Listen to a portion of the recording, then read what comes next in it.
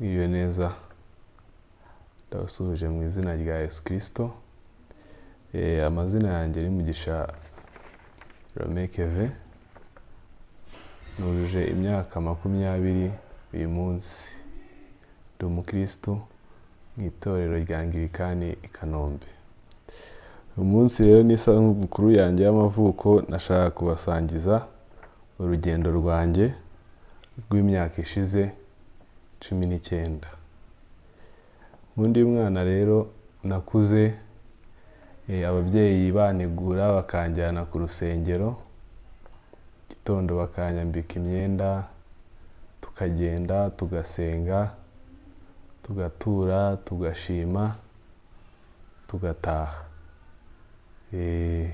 Ariko kubera amatsiko nagiraga menshi nkiri umwana, naribajije kuki ibi bintu tubikora tubisubiramo, uyu munsi tukaza tukabikora tukabisubiramo, bintera amatsiko. Noneho uko nagiye nkura, uko nagendaga mba mukuru, ndangije menya ko tubikorera Imana. Ariyo mpamvu tugenda buri cyumweru, buri gihe tugiye kuryama mu miryango yacu tukayisenga.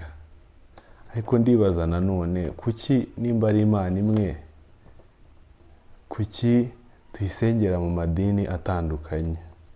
Aho ngaho rero niho hambereye ihurizo rikomeye, ntangira kuzajya njya mu yandi matorero, andi madini, ngo ndebe cyo ko nabo basenga.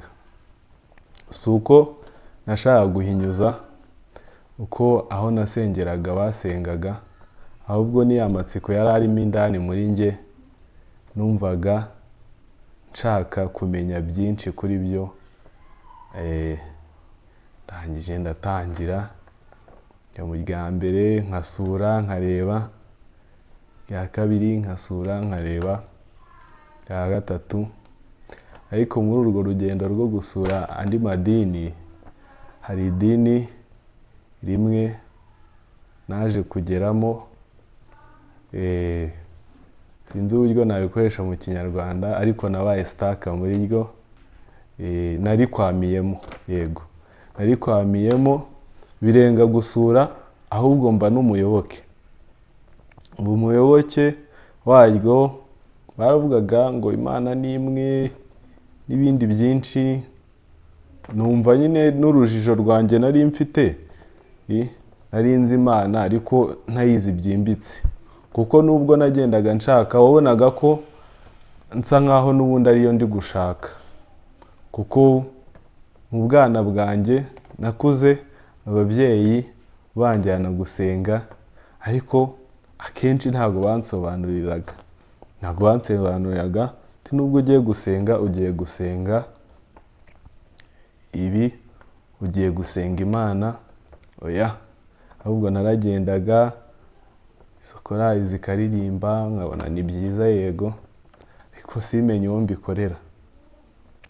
Urugendo rwarakomeje rero, ngeze muri iryo dini mba stuck.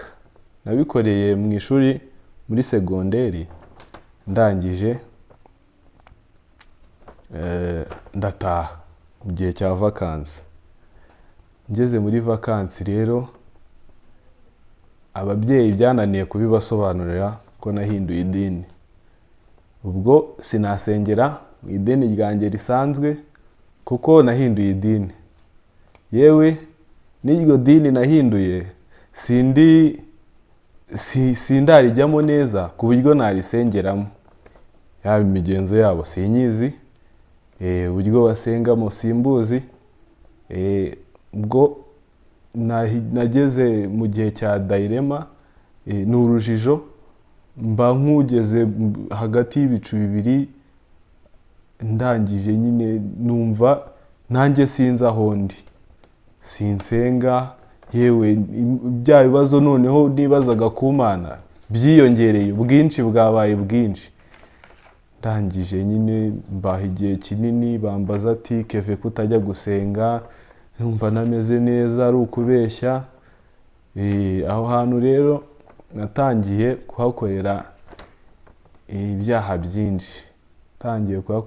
byinshi, ariko nibaza Imana ku Mana cyane, nkibaza nimba inabaho ubwabyo, ariko rimwe nza kongera kwiha amahirwe yo gusubira mu rusengero. Aza kubwiriza mu ndirimbo za Salomo igice cyaho cya 5, harimo amagambo y'umukunzi, aza gukomangira uwo bakundana, ubwo ni umugeni n'umukunzi we, kagasanga yafunze, undi akanga kumukingurira.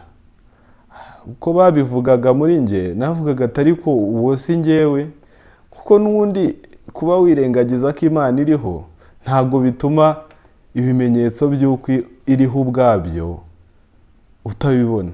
Urabibona aho ugenda, mu bo muvugana, mu byo ukora, ariko ukabyirengagiza ukabirenza amaso. Rero nanjye nuko byagendaga, barabwiriza kuki umukunzi wanjye naryamye, ubwo yari uwaryamye w'imbere, kandi undi nawe yaraje rumwe rwamwuzuye kubera urukundo yari akunze umukunzi we, undi yaryohewe n'ishuka. Tangije ndibaza ati uyu si njye waba warasinziriye. Gusa igitangaza kuri uyu mukunzi wacu rero nk'abakristo, nuko we niyo umushatse uramubona. Kuko nyuma yaho mu ndirimbo za Salomo muze kuhasoma, ni mu gice cyaho cya 5, arabyuka yajya kumukingurira agasanga yagiye, akagenda amushakashaka. Ubwo rero uwo mvuga rero ni Yesu. Iyo umushatse uramubona. Nanjye ntabwo byangoye kuko nari mbizi ko ari we nashakaga, ahubwo icyangoye ni ukuva mu byo nari naragiyemo, bya bindi nagiyemo muri cya gihe cy'umwijima wanjye, nicyo cyangoye. Ariko kubona ko Yesu ahari ntabwo byo byangoye, kuko nari namaze gusobanukirwa.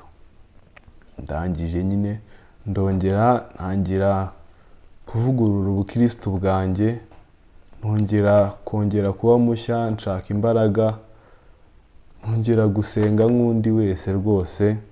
Kandi byari byiza cyane kuko noneho nari maze gusobanukirwa. Burya akenshi tujya dutinya ibihe bibi, ariko iyo bibayeho biba impamvu zo kutwigisha ko hari n'ibihe byiza bizajya bibaho cyangwa bizabaho imbere. Nanjye rero nagiye nca muri izo dilema nyinshi mu buzima, ndi mutoya, ariko aho ngeze ubu amatsiko yarashize, kuko Imana nsenga narayimenye.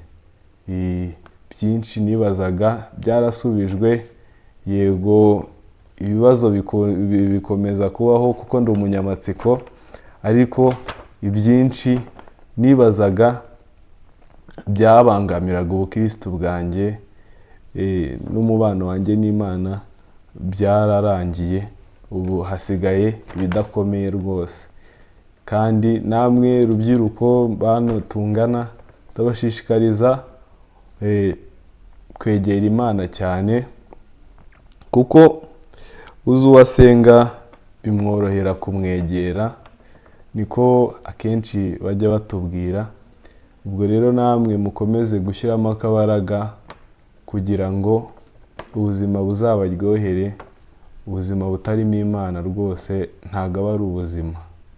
Murakoze. Ndumva ari byo nabasangiza muri urwo rugendo rwanjye rw'imyaka 19. Nabaye umukristo gito, ariko ndabimenya. Burya iyo umenye ikosa ukarisabira imbabazi ukarikosora, biba byiza kurusha gutsimbarara ku kuri wiremeye. Murakoze.